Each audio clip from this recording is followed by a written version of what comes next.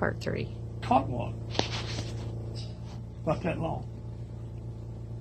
A gar? Yeah. And I say to him, take the fish off the line and come on up and park the boat and come up. And his place is right next to mine.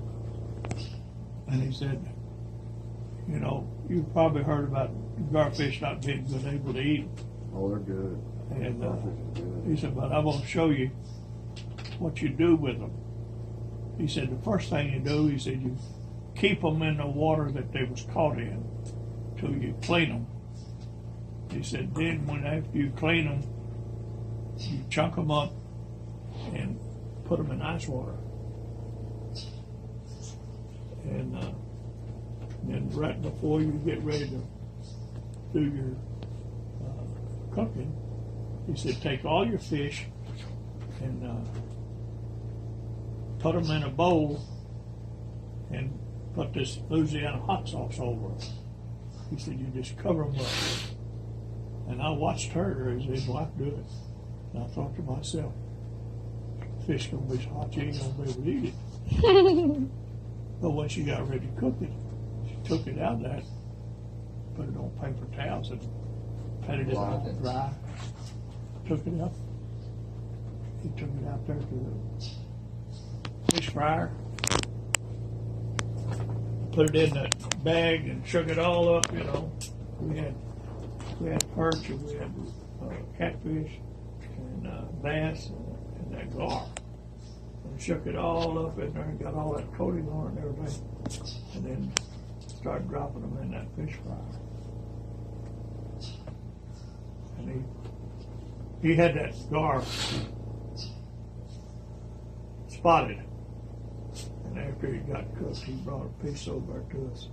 He said, now here's a piece of gar. And it had just a little bit of a fishy taste to it. But other than that, it was damn good. And he said, I've eaten gar all of my life.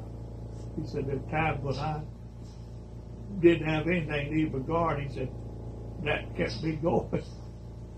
Oh, I've had it bad and I've had it good. A Mexican buddy of mine, we had to cook it. I'd had it a couple times, and it was tough as freaking leather. And then, however he cooked it, man, it was, like you said, it melted in your mouth. It was good. Deep fried, same thing. Yeah, the guy over was a guide, and I asked him about these striped bass. You know, they got that blood stripe right down the side of them, you know. And I've heard that wasn't no good and everything. He said, well, they're right. He said, the first thing you do with them, he said, you clean them and you cut that Vein out. blood stripe out. He said, then you chunk it up and get you a bag of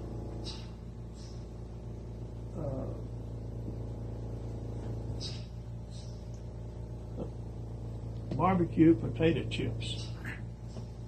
He said, and just get them just as fine as you can get them in the bag, just crunch them up. He said, then you put your fish in there and shake it up, get them good and coated with that, and then drop them in the hot grease. He said, man, they're delicious. What kind of chips, Grandpa? That's a striped bass. No, Lay's barbecue potato chips. That's the kind? Thin ones. It's gotta be. It's the thin ones that you could make the crust like that out of. Is that the kind of use, Grandpa? Huh? Taz said he What used. kind of barbecue chips were they? They was for barbecue. It didn't matter what kind. Yeah. Just thin. Just, yeah, stand probably, So you could crush them up. crush them up. I knew several of them guides over there because at that time I was running